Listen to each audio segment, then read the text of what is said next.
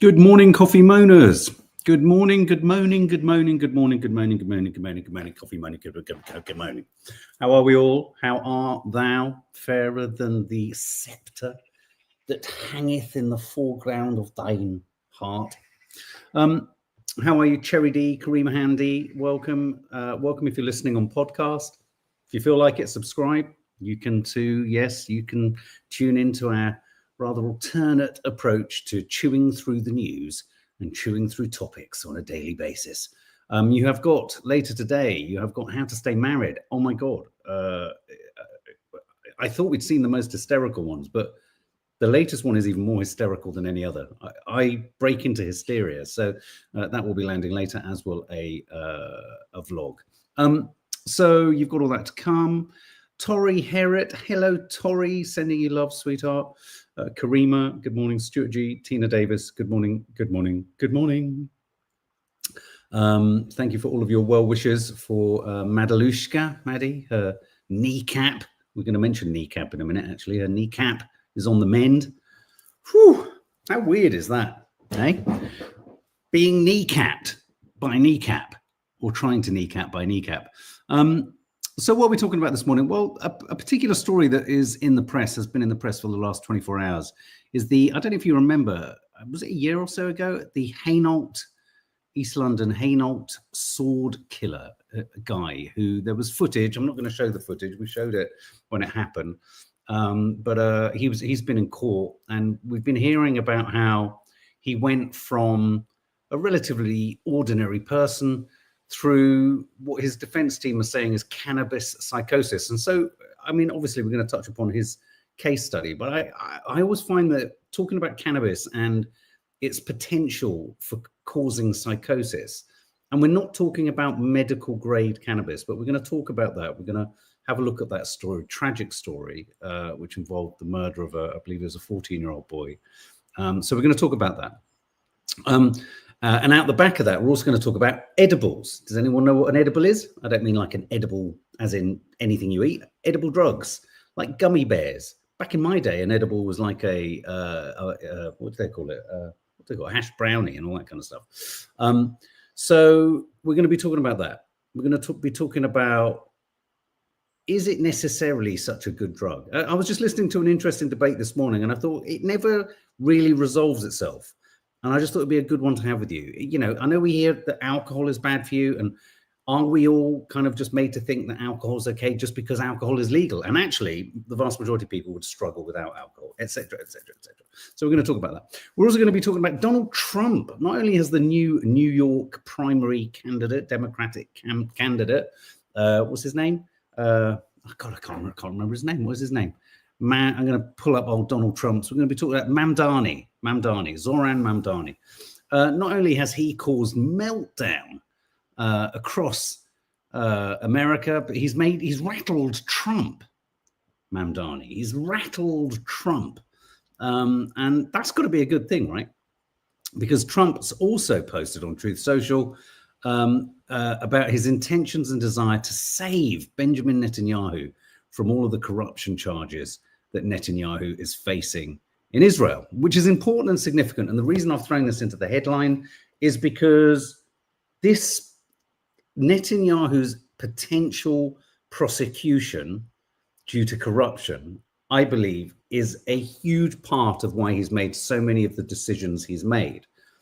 So I think it's significant that now Trump is getting on board to help him essentially be pardoned. So we're going to talk about that too. And I also want to mention the fact that just a story that's breaking this morning is that the UK Culture Secretary says that the BBC should not platform Kneecap at Glastonbury. This is a band that has thrived on the oxygen of publicity. I think ministers, I find it really frustrating. When I was at college, I was in the Students' Union. I was the social secretary, and I used to book bands. And I used to look at the kind of, and so I wasn't so politically kind of, we went on the poll tax march and, you know, all this kind of stuff. But we were always at the kind of, I hate to say it, I'm not making light of it, but we were all always at the kind of getting drunk, getting stoned end of the Students' Union. But then there were the political ones. And they all seem like they had a palm tree rammed fully up their arse. And they usually had like a, you know, a sort of a binder. And they'd always be walking around, and they'd always be kind of really formal. But they lacked a sense of humor, and they lacked a sense of humanity. They didn't know how to have fun. And I'm not suggesting that's the case with the UK Culture Secretary, though perhaps I am. But I do worry that our politicians are about as divorced from ordinary day-to-day life, even when they're not politicians. They're those people that you meet that you go, who are you? What a strange person you are. Everything seems so sort of formal. Anyway, I don't know. I've gone off on one. I just find politicians seem so, I just find them so devoid of any realism or grit or earthiness. I mean, I was looking at Yvette Cooper's face the other day when she was announcing Palestine Action being prescribed as a terrorist organization. And I found her smirk really annoying, just annoying. Anyway, so what I'm going to start with is, let's start with Donald Trump losing his shit about Mandani. This is what Donald Trump posted 14 hours ago. It's finally happened. The Democrats have crossed the line. Zoran Mandani, a 100% communist lunatic, has just won the Democratic primary and is on his way to becoming mayor. We've had radical lefties before, but this is getting a little ridiculous. He looks terrible. His voice is grating. He's not very smart. He's got AOC +3, dummies all backing him. And even our great Palestinian senator, crying Chuck Schumer, is groveling all over him. Yes, this is a big moment in the history of our country. He's obviously rattled.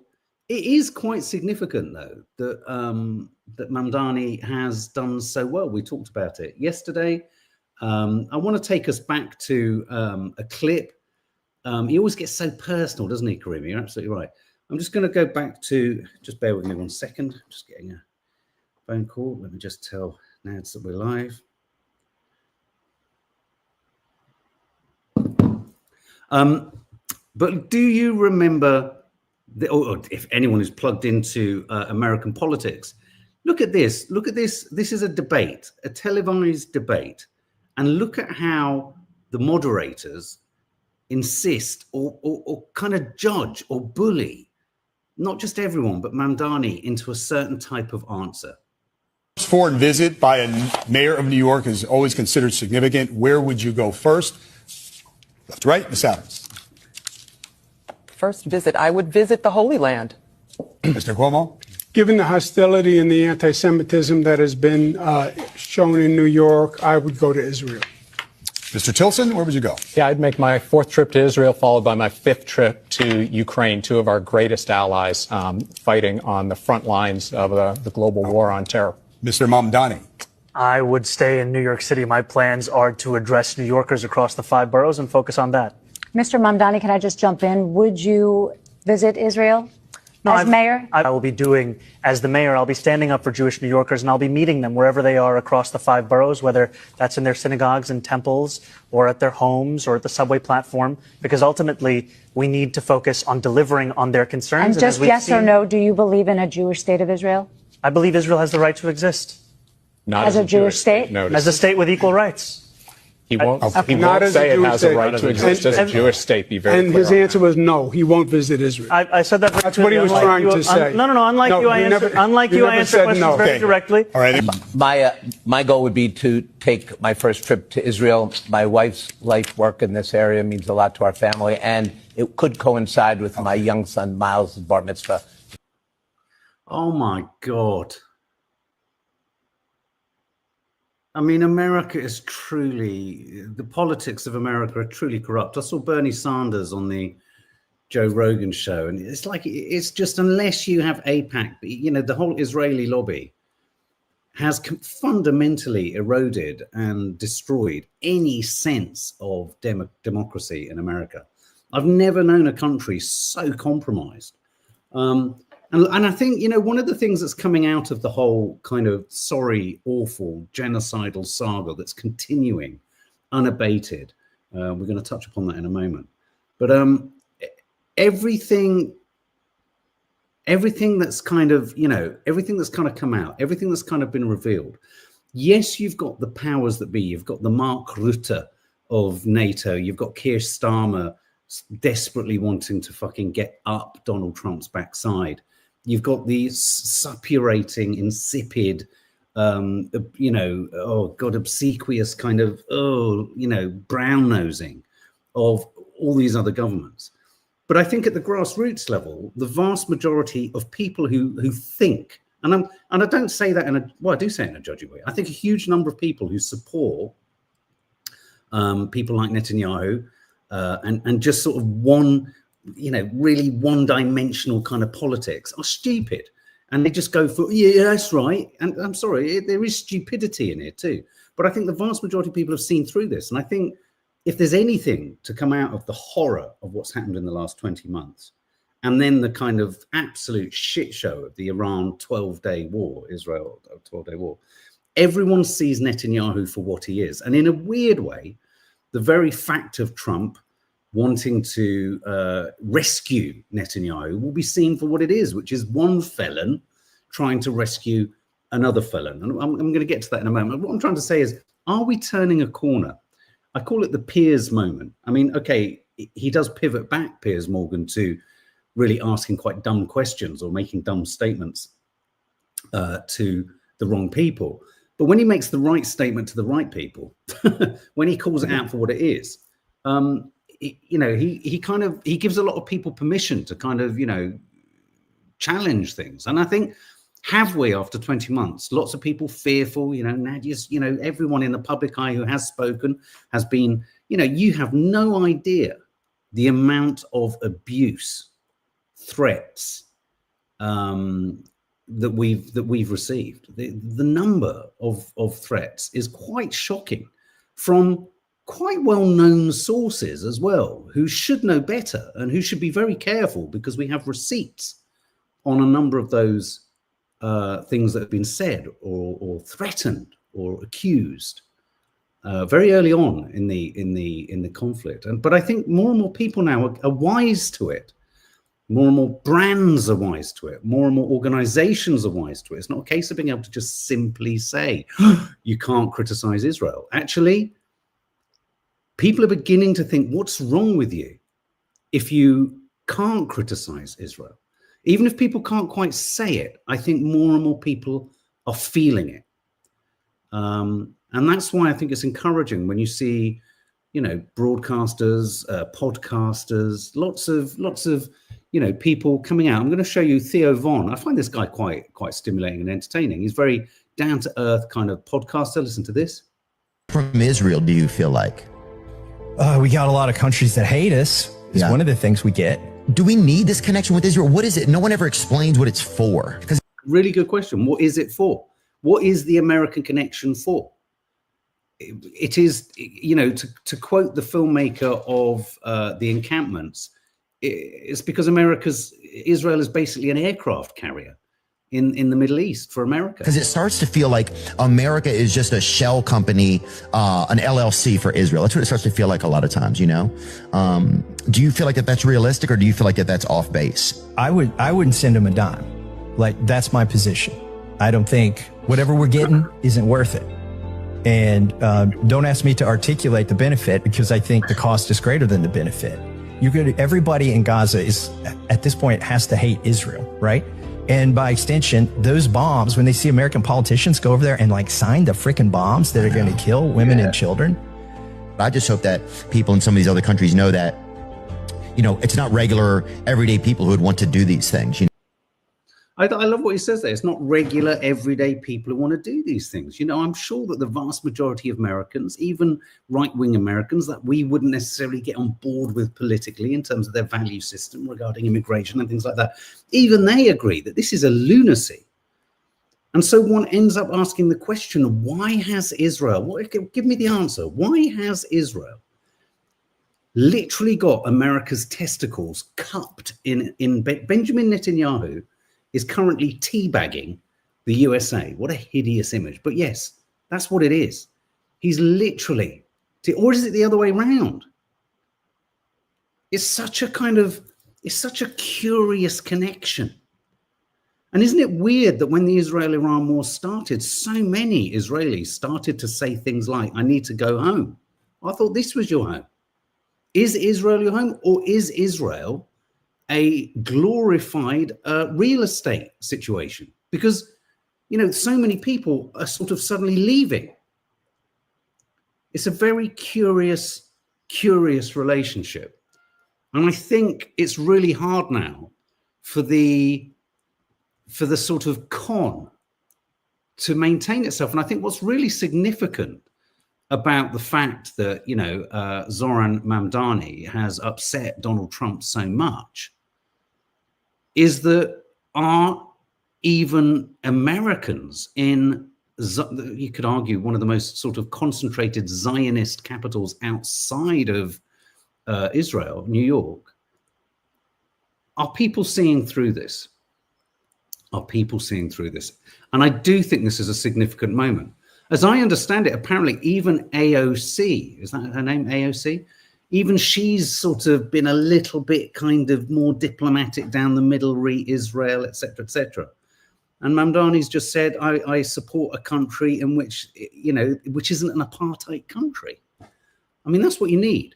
It's like with South Africa and apartheid. You weren't saying don't have South Africa, but you were saying it should be a country that has total equality and inclusivity, and no segregation. Same in Israel. Israel could be a great country if it was a country in which all creeds, colors, races, and religions were equal, and you then didn't even necessarily need a border wall between Israel and Gaza. You certainly didn't need to hem in the population in the way that they do. Yeah, I just find it interesting. This is an interesting, so I've just shown you that. This is an interesting debate. This is Mamdani alongside another Jewish candidate in the mayoral election on a chat show. I just thought in this clip, there is the hope of something. I think there's something quite empowering in what's said, not necessarily by Mamdani in this actually, but by the other guy. Proud Jewish New Yorker, raising 2 Jewish kids here is the joy of my life. I'm the highest ranking Jewish elected official in New York City government. I'm nervous about rising anti-Semitism. And also, I believe in the humanity and the human rights of Palestinians. And I know that it is possible. I hate I support that vision of Israel as a Jewish and democratic state, but I hate what the Netanyahu government is doing in Gaza. And I've been saying that a long time. And look, no mayor is going to be responsible for what happens in the Middle East, but there is something quite remarkable about a Jewish New Yorker and a Muslim New Yorker coming together to say, here's how we protect all New Yorkers, Jewish New Yorkers and Muslim New Yorkers are not going to be divided from each other. We build a city where you have affordable housing and good schools and safe neighborhoods for everyone. Wow, this is totally rational, balanced. You know, again, we reiterate, and it's so frustrating that one has to reiterate it. This is not an issue with Jewish people or Judaism. This is an issue with the state of Israel and its vandalism of the Middle East, and its vandalism of international relations, and its compromising and vandalism of Western politics. I mean, what have Israel got on Keir Starmer? Is it as simple as they hold secrets? They hold some kind of compromising material on Keir Starmer, or on our governance, or on our royal family, or on our system? Is there something we're so scared of them revealing? It's bizarre. On that note, so let's stick with Trump. Trump tries to save Netanyahu. Look at this on Truth Social. Breaking news. I was shocked to hear. I won't do his whole voice all the way through. I was shocked to hear that the state of Israel has just had one of its greatest moments in history. Really? And is strongly led by Bibi. Oh, the way they call him Bibi. It's so disgusting. Netanyahu is continuing its ridiculous witch hunt against their great wartime prime minister. Witch hunt, of course, witch hunt. He's used to witch hunts. He's used to witch hunts. He understands that. Bibi and I just went through hell together, fighting a very tough and brilliant long-time enemy of Israel, Iran, and Bibi could not have been better, sharper, or stronger in his love for the incredible Holy Land. Oh my God. Anybody else would have suffered losses, embarrassment, and chaos. Bibi Netanyahu was a warrior. Yeah, if he's a warrior, he's like Potato Head going to war, isn't he? From Toy Story, he's like Potato Head, that kind of warrior. Anybody else would have said that. He's like a warrior. Oh my God, I can't believe this is just so, they're oiling each other up yet again. A complete elimination of one of the biggest and most powerful nuclear weapons anywhere in the world. No, it wasn't. We were fighting for the survival of Israel. And then he goes on, he's been going through a horror show since May 2020, unheard of. This is the first time a sitting Israeli prime minister has ever been on trial. Maybe because he's done things wrong. Maybe because he's done things wrong, you moron. This is the first time a sitting Israeli has ever been on trial, politically motivated case concerning cigars, a Bugs Bunny doll, and numerous other unfair charges in order to do him great harm. Such a witch hunt for a man who has given so much is oh my God, I just haven't read it all in such detail. Bibi Netanyahu's trial should be cancelled immediately or a pardon given to a great hero. Perhaps there's no one that I know who could have worked in better harmony with the president. My God, you may as well give him a great big blowjob. This is awful. This is awful. It was the United States of America that saved Israel, and now it's going to be the United States of America that saves Bibi Netanyahu. This travesty of justice cannot be allowed. Now, stick with my contrarian thinking here. There is a strong argument to suggest that what's keeping Netanyahu declaring war and grinding down, literally meat grinding the population of Gaza, is his desire to avoid his criminal prosecution. Is there an argument here that though that was the most repulsive example of oiling up and charming and massaging of two narcissistic egos, that if Netanyahu's criminal prosecutions were removed, bear with me, could that remove his impetus to keep his foot down, his foot down on the pedal regarding war? Would he not need war to keep going in Gaza in order to avoid going to prison? Do you get me? Now, I'm not suggesting for a minute that there's that nuance or sophistication to what Trump's saying or doing or American policy re Israel. He might want to stay in power, Netanyahu. He's trying to think how he can reach beyond the court cases, or more troubling than that is this an opportunity to remove any possible prosecutions of him or criminality or him going to jail or anything, and for him to then just extend his authority and rule, call a snap election, by all accounts there's the Bibi bounce, because he's won the war against Iran. And then he continues to destroy Gaza, because as we speak this morning, that really quite hideous individual, Ben Gvir, the guy who's been sanctioned, the terrorist support, he's a terrorist, Itamar Ben Gvir. Israel's national security minister this morning has called for a complete halt, as if there's barely any going in, of humanitarian aid to Gaza on Thursday, claiming Hamas is taking control of the... Oh my God. It's so boring and predictable. I mean, at some point, the same old lines coming out of Israel become not comedic because people are dying, but they become pathetic. It's just so repetitious. It's the same old shit time and time again. So yeah, essentially they want to really double down on not allowing any aid in. So all eyes now have to return to Gaza, not that they'd come off it. I think something like 500, 600 Gazans have been killed during the known dead during the 12-year war between Israel and Iran. But yeah, it's the same script over and over. It's just tedious. It's just tedious beyond words. And there they are. Look at him. Oh, Netanyahu. You've got to give him credit where credit's due. He's a survivor, isn't he? He's a survivor. Edward Bevington, a poll suggested he'd be out. Well, some are suggesting he missed his moment. He should have called a snap election literally at the point that, the ceasefire was announced. So Trump trying to save Netanyahu's bacon, New York mayor rattling Trump. So let's talk about, this is the Hainault swordsman, this guy here. This is the guy who,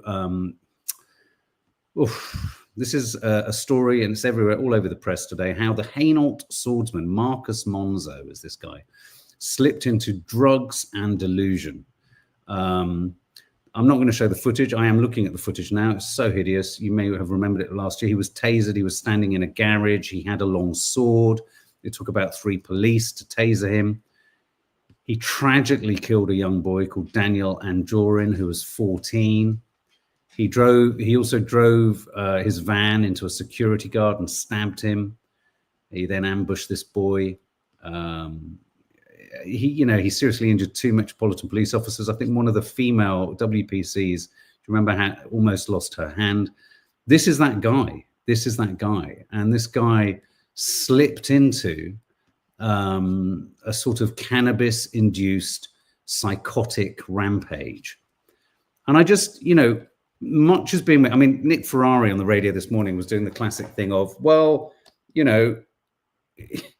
we've always maintained, and I've always maintained, that I have a huge problem with cannabis. I know someone when I was at college who, through using very little of it, it tipped her into a psychosis. She had to leave college. Her whole life was irreparably changed. We can think of, we've had firsthand experience of many other people kind of tangentially related to the family who themselves have experienced cannabis-induced psychosis. And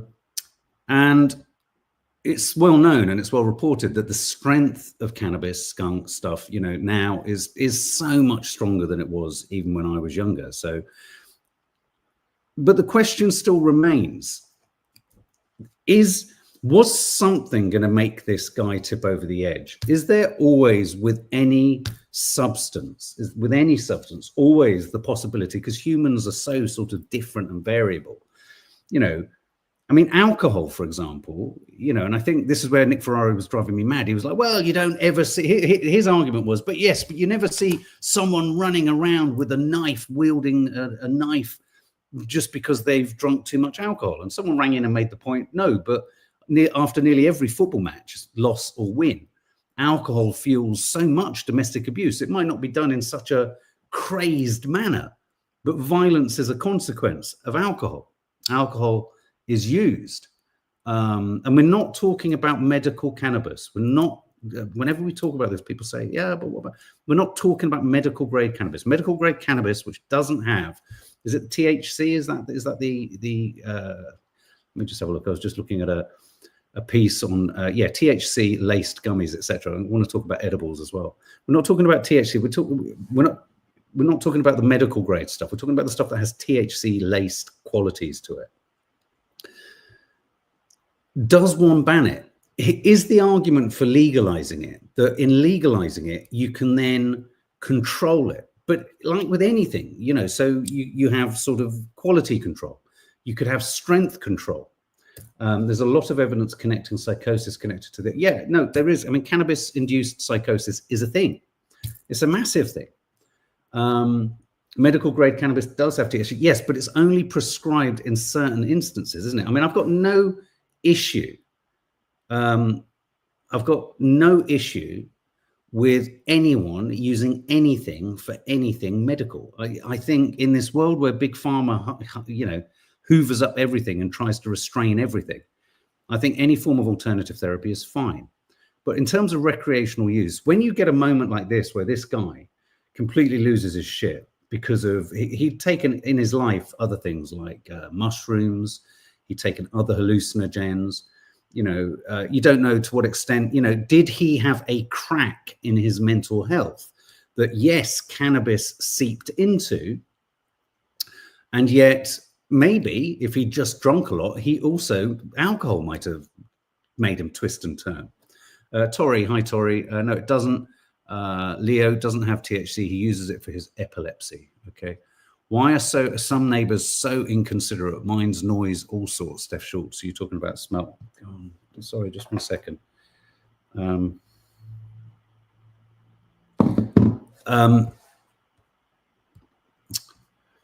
What do you think? Controllers, Lisa Lewis.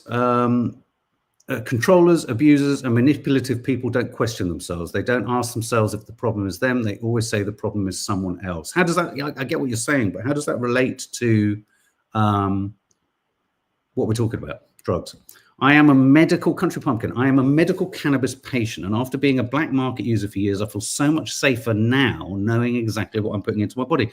That's the thing, you see. So when I think, so on the one hand, I get frustrated about the hypocrisy around saying cannabis isn't as bad as alcohol.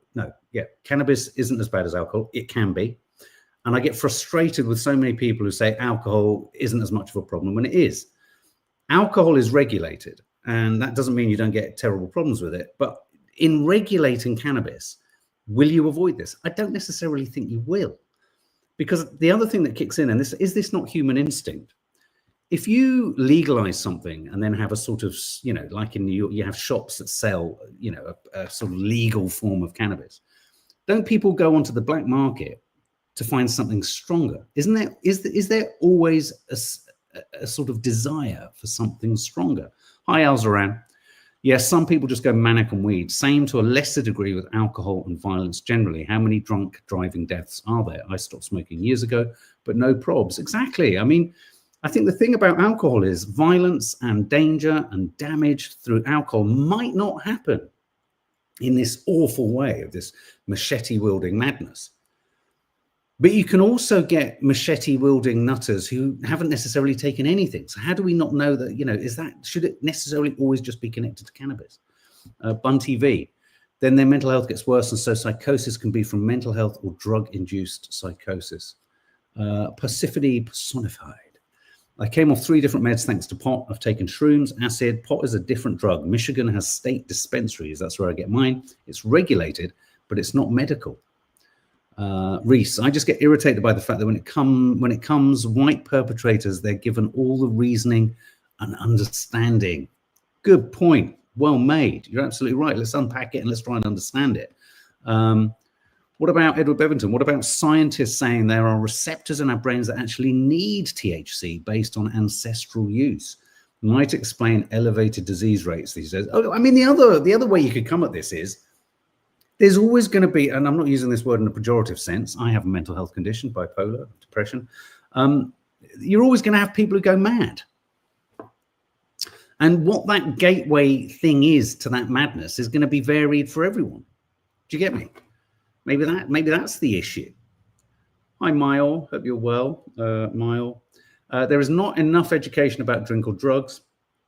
Any substance has the potential to worsen mental states or actively change brain structure. People do not have the ability to know how to use safely. Yeah, I agree. I agree with you, Maya. Bad art tangent. No, not always. I find weed helps, so I don't need anything else. It's actually helped me stay off other much more addictive pain meds. Interesting.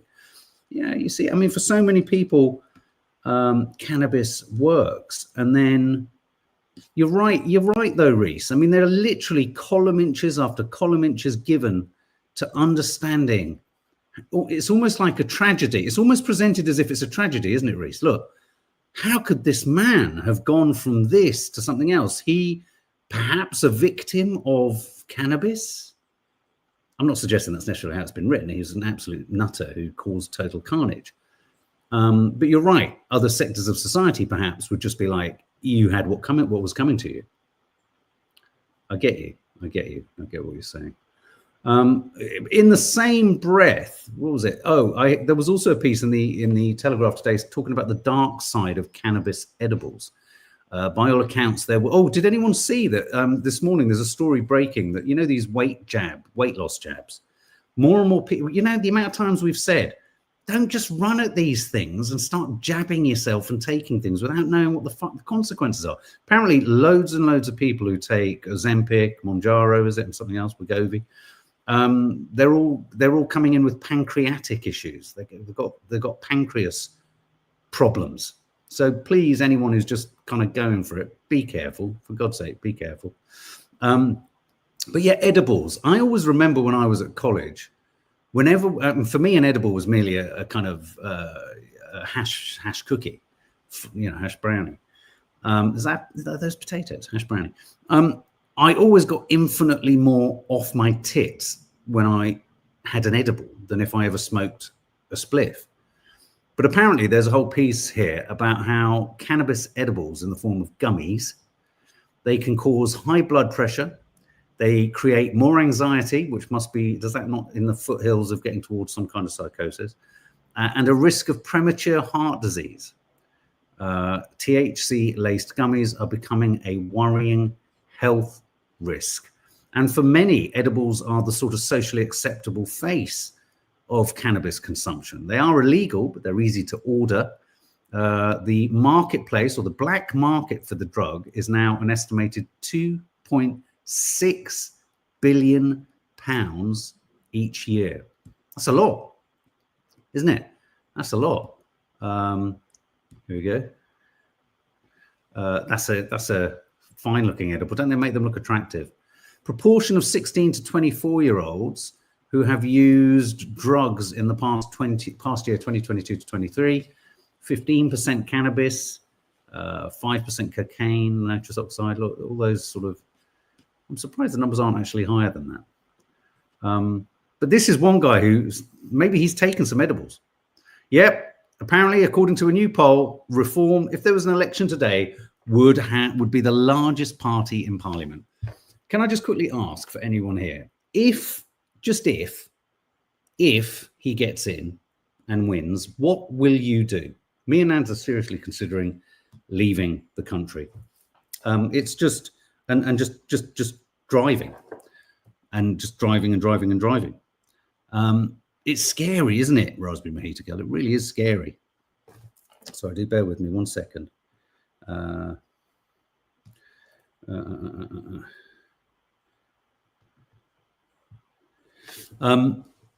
I think it's the rapid weight loss that makes, let's have a look, Kathy Hyde, that makes the problem, not the drug itself. I think you're talking about the weight loss drugs.